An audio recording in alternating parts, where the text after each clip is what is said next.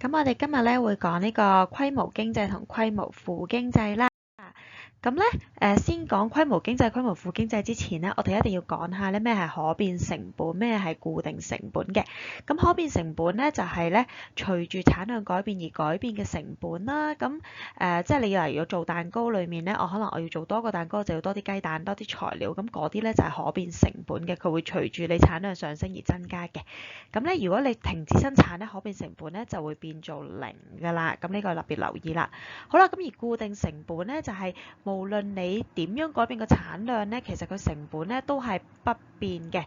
咁所以咧，就算係喺短期裏面我唔生產啊，咁個固定成本咧都係唔會改變嘅，固定成本仍然大過零嘅，就算停止生產。咁呢個就係固定成本啦。咁我哋先睇下咧點樣計成本咯喎。咁咧，你見到有總成本啦、總固定成本、總可變成本、平均成本、平均可變成本同邊際成本嘅。好啦，咁咧總成本就係總固定成本加總可變成本。咁所以你見到第一個單位嘅時候，即係第一個產出零，即係冇任何產出嘅時候啦，佢咧都係有固定成本嘅，因為咧呢個係無論有冇產出咧都會出現嘅固定成本嚟嘅。咁所以固定成本既然係固定嘅，叫全部單位咧都係30嘅，咁我哋填咗佢先啦，全部都係30嘅。好啦，咁跟住之後咧，到我哋揾第一個呢個空格呢度啦，第二個產出裡面啦嘅總可變成本。咁總可變成本咧就係總成本減固定成本啦。咁所以第一個你揾到呢個係35嘅。好啦，咁到平均成本啦，咁平均就係總除產出啦。咁啊留意翻我哋要除翻產出呢個，跟翻呢個數啦。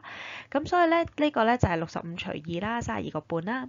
好啦，咁跟住之後到平均可變成本咧，我哋就淨係用可變嘅總可變成本嚟除啦。咁咧就係17個半咁樣嘅。好啦，咁到第三個產出咯喎。咁第三個產出佢俾咗邊際成本你嘅。咁我哋由邊際成本點樣揾翻總成本呢？咁總成本有幾樣嘢都揾到㗎。咁第一個就可以將所有邊際加埋晒佢啦。咁就我哋而家呢度啦，我哋將所有邊際加埋晒佢。咁或者我哋將個總成本再加翻新嗰個邊際啦。咁所以就會係65加10就75啦。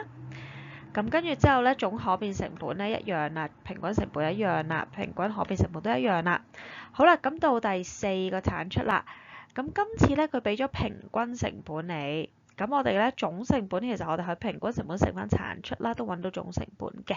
咁所以就係22個半乘4啦，90。好啦，咁總可變成本一樣啦，減翻佢啦。咁跟住平均可變成本都係啦，除翻佢啦。好啦，咁邊際成本咧，邊際成本都係好重要嘅，我哋成日都會揾嘅。咁咧就會係總成本。將自己嘅總成本減翻之前個單位嘅總成本，咁所以咧第四個單位嘅邊際成本咧就會係90減75就係15啦。好，咁跟住之後去到最後一題咯喎，咁咧佢就有個平均可變成本喺度嘅，咁所以我哋第一樣可以揾嘅就揾翻個總可變成本啦。係啦，咁跟住之後我哋將兩個加埋啦，因為兩個加埋就會等於總成本啊嘛，可變同固定加埋，咁就會記到呢度110啦，咁啊揾翻平均啦，邊際一樣啦，減翻佢就可以啦，咁你咧就應該會計到晒係咁樣嘅。好，咁我哋咧講下咩係規模經濟，咩係規模負經濟啦。咁咧，你見到咧，隨住產量上升嘅時候咧，其實個平均成本咧一開頭係會不斷跌嘅。OK，平均成本啦 ，average cost。咁我哋呢一個部分咧，當佢不斷下降嗰個部分咧，我哋就會叫佢做規模經濟啦。係啦，咁啊生產規模上升啦，生產得越多咧，個平均成本就越低嘅。咁呢個咧就係規模經濟。好啦，咁但係去到某一個位之後咧，你會見到咧，佢嗰個平均成本咧會隨住產量上升咧而一路增加嘅。咁呢一個部分咧，我哋叫佢規模負經濟。OK，咁啊平均成本咧會隨住產量一路上升咧而增加嘅。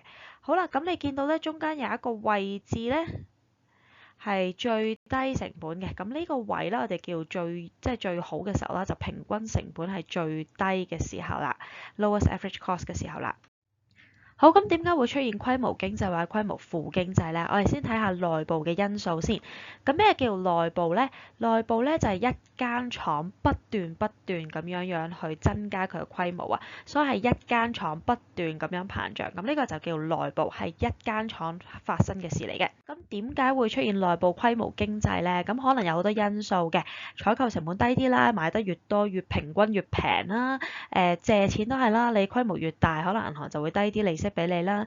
咁你啲研發嘅資金會多啲啦，我研發咗一樣嘢可以大家除開啦，生產得越多越平啦，可以用啲先進啲嘅機器啦，大啲啦，咁啊分工可以精細啲啦，咁樣跟住最後就係你嗰個市場，你賣廣告嘅成本你可以攤分啦，投資你個呢個咁樣嘅開發成本可以攤分啦，咁所以呢啲全部都可以係導致內部規模經濟嘅可能成因嚟嘅。咁好啦，咁但係當你大到咁上下嘅時候咧，你會面對一啲問題㗎。當你間廠好大好大好大間咧，通常出現嘅問題就係你溝通困難啦。你可能咧請好多人咧去管人啊，咁但係其實咧上面同下面嘅員工咧，佢哋未必係咁能夠溝通得到，因為太多人要管啦。咁又管理困難啦，溝通困難啦，行政成本會好大啦。咁跟住之後你嗰個好啦，咁點解行銷開支成本會高咗咧？咁係當你個市場已經好，即係你賣好多嘢嘅時候，咁你可能好多人已經有你嘅產品，如果你仲要再增加，令到多啲人買你嘅產品，再增加產量咧，咁其實你好難去令到人哋會買多啲你嘅嘢啊，咁所以你個行銷成本可能會高啲啦，借貸都可能高啲，因為可能你已經借咗好多錢啦，咁所以咧你再借嘅時候咧，咁咧就會有困難喺度，咁呢啲咧就係內部規模負經濟嘅可能成因。好啦，咁我哋講完內部之後就講外部啦。咁內部同外部嘅分別係啲咩嘢呢？頭先嗰個內部咧就係一間廠不斷增加佢嘅規模啊嘛。咁外部咧就係同一個行業裡面越嚟越多廠啦。OK，即係一個行業裡面不斷膨脹。咁呢個就係外部規模經濟。咁係好多唔同間廠嘅，但係佢哋係同一個行業嘅。好啦，咁有啲咩因素咧？咁樣係呢個係成個行業啊。咁啊，可能外部規模經濟咧，可能嘅因素就係運輸成本低啲啦。例如你可能啲材料都係由某一個地方運嚟香港嘅，原本得你一間廠做，咁咪會貴咯。咁但係而家好多間廠都做緊同樣嘅嘢，咁大家都係運同一個地方運過嚟，咁就可能可以攤分咗個運輸成本啦。技術勞工匯集啦，你原本得你一間廠做，你請人就全部都係你自己要訓練啦。咁但係如果咧你已經有好多間廠一齊做同樣嘅嘢咧，咁咧可能咧你可以請啲已經訓練咗嘅員工啦，咁你就唔需要咧去全部員工都要自己訓練啦。咁而可能相關行業嘅人亦都會匯集埋喺同一個地方，好似矽谷咁樣咧，全部啲高科技嘅人員咧都會去矽谷嗰度去發展咁樣啦。可能尋找原料嘅成本會下降啦，因為好多廠好多行家同你一齊做啦，有啲嘢可能大家都係可以分享嘅 share 嘅，咁你大家就可以尋找原料嘅成本可以下降啦，而且賣廣告亦都可以平啲。例如你喺香港諗起買波鞋，你就會諗波鞋街咁樣，咁啊佢哋分別個別其實唔使點樣賣廣告，你啲人都會去波鞋街，一諗起波鞋就波鞋街，賣電腦就去黃金咁樣，咁呢個就係行銷開支咧可以下降啦。好啦，咁點解會出現負經濟呢？就可能當你好多人都集中晒嗰度，不斷膨脹嘅時候咧，好多間廠都做，咁即係話佢請人咧就開始會爭啦喎。咁啊個人工好自然就要高啲啦，先至請到相關嘅人嚟做嘢啦。咁亦都係咧代表你好多行業喺晒集中晒一齊嘅時候咧，咁佢好多公司一齊咧都係想要相同嘅鋪位咧，咁鋪租亦都會相對會提升啦。